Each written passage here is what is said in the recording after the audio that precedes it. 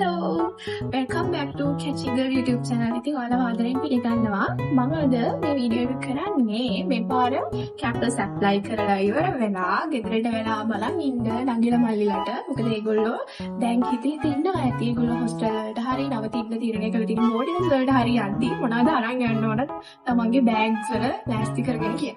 ඉතින් අන්න එහෙම අයට අදහසක් ගන්න තමයි මම මේ වීඩියෝ එක කරන්නේ. ඔයාලා මොනවද හොස්ටල් එකේ හරි බෝඩින් එක හරි නවතින්න යනකොට අරන් යන්න ඕනේ කියලා. මේක මේ එක විශ්වවිද්‍යාලයක විතරක් අදාළ නැහැ. සාමාන්‍යයෙන් අපි ස්ටුඩන්ට් කෙනෙක් විදිහට අපිට ඕනි කරන දේවල් එයා මොන කැම්පස් එකේ මොන යුනිවර්සිටි එකේ හිටියත් ඕනි වෙන දේවල් ලිස්ට් එකක් විදිහට මට මතක් වෙන ඒ දේවල් දාලා මම ඔයාලට කියන්න ලිස්ට් එකක් හැදුවා. මම මේ ලිස්ට් එක මේ වීඩියෝ එකේදී ඇඩ් කරන්නම්. ඉතින් ඔයාලා බලන්න ඔයාලා මේ දේවල් ලෑස්ති කරගෙන ඉන්නේ. එහෙම ලෑස්ති කරගෙන නැත්තම් ඒවා ලිස්ට් එකක් හදාගෙන ඒවා ගන්න ලෑස්ති කරගෙන ඔයාලා මේ මුලින්ම ඔයාලගේ දැන් කැම්පස් එකේ ඔයාලා මුලින්ම යන දවස් වෙනකොට ඔයාලට මොනවා හරි ඩොකියුමන්ට්ස් අවශ්‍ය නම් ඒ කියන්නේ ඔයාලගේ සමහර කැම්පස් වල ඉඳනවා ඒ කියන්නේ බර්ත් සර්ටිෆිකේට් හරි ඔයාලගේ ID කොපීස් හරි එහෙම නැත්නම් මෙඩිකල් ෆෝම් හරි ඒ එක එක කැම්පස් වල ඉඳන ඩොකියුමන්ට්ස් වෙනස්.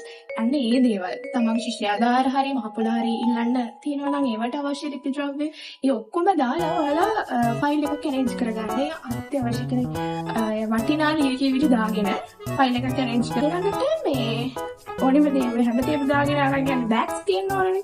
ඉතින් අපේ ගොඩක් ළමයි හොස්ටල් වලට හරි මොඩියුම් වලට හරි යනකොට travelling bags අරන් වෙනවා. ඒකේ වාසි සහ අවාසි තියෙනවා. ඒ කියන්නේ අපි ඉන්න දැන් හොස්ටල් එකක් ගත්තොත් ඒකේ ඉඩ කට්ටියම ඉන්න නිසා ඉඩ මදි නම් ඒ වගේ ලොකු බෑග් එකක් තියාගන්න එක ගැටලුවක් වෙනවා. ඒ වුණාට සමහර වෙලාවට දැන් අපේ බෝඩිම එහෙම නම් අර අපේ බෝඩිම වලට යනකොට අපිට මොනවා හරි ඔය මොනවාද රෙදි රැක් හරි අල්මාරි වගේ මුකුත් නැහැනේ කබඩ්ස් වගේ ඒවා. එතකොට අපිට අපේ රෙදි ටික හරියට arrange කරලා තියාගන්න travelling bag වගේ ඒවා තියෙනවා නම් හොඳයි කියලා මට හිතෙනවා. එතකොට ඒක පහසුවක්. ඊළඟට travelling bags වගේම නැති අයට පුළුවන් ලොකු bag එකක් arrange කරගන්න. මම මෙන්න මේ පෙන්නනවා වගේ bags පාවිච්චි කරන්න පුළුවන් වලට අරන් යන්න. ඊළඟට backpack එකක්. ඒ කියන්නේ ඔයාලා ලැප්ටොප් එක එහෙම දාගෙන යනවා නම් ඔයාලට ලේසියෙන් ලැප්ටොප් බෑග් එකක් නැත්තම් බෑග්පැක් එකේම ලැප්ටොප් එකක් දාගෙන ඔයාලගේ පොත් ටික දාගෙන කැම්පස් එකට අරන් යන්න පුළුවන්. සාමාන්‍යයෙන් කැම්පස් වලට යනකොට එහෙම ලොකුවට පොත් මුකුත් වැඩි අරන් යන්නේ නැහැ.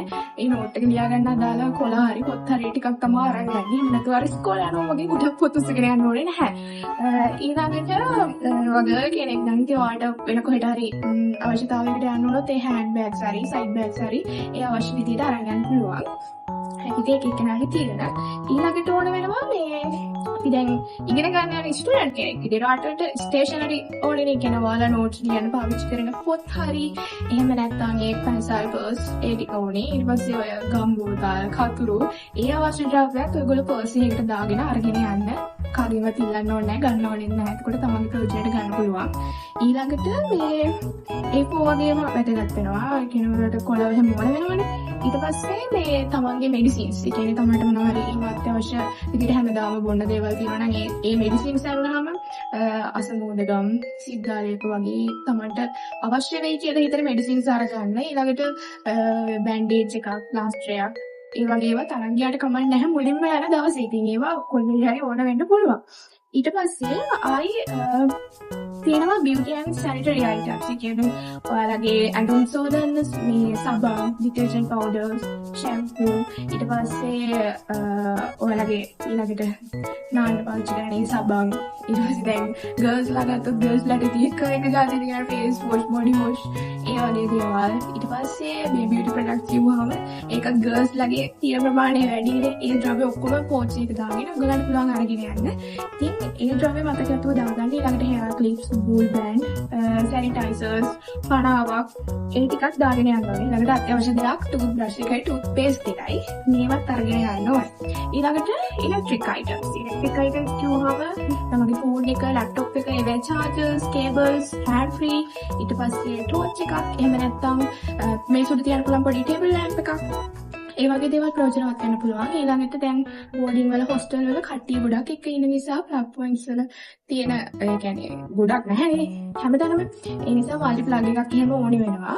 ඒව ගන්න. ඊට පස්සේ Wi-Fi routers, ඊට පස්සේ heaters, වතුර හිමුණු කර ගන්න ඕන නම් තමන් මුලියක උයාගෙන කනවා නම් දැන් බෝඩින් වල වගේ ඉන්නවනම් උයාගෙන කන්න පුළුවන්. ඒගොල්ලෝ රයිස් කුකර්ස් හරි ඒ වගේ දේවල් අරන් යනවා නම් හොස්ටල් වල නම් එහෙම උයන්න බෑනේ.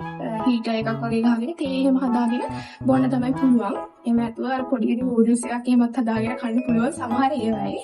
ඊට පස්සේ clothes and others. ඒ කියන්නේ මේ ඔයාලගේ ප්‍රධාන වශයෙන් bed sheets, ඊට පස්සේ pillow cases, ඊට පස්සේ towel එක, අනිත් ඔයාලගේ ඇඳුම් ඔයාලා ගමන් බිමන් යනකොට හදන්නේ නැහැ දුම් underwears ඒ වගේ දේවල් ප්ලාස්ටික් කරගන්න. ඊළඟට food items.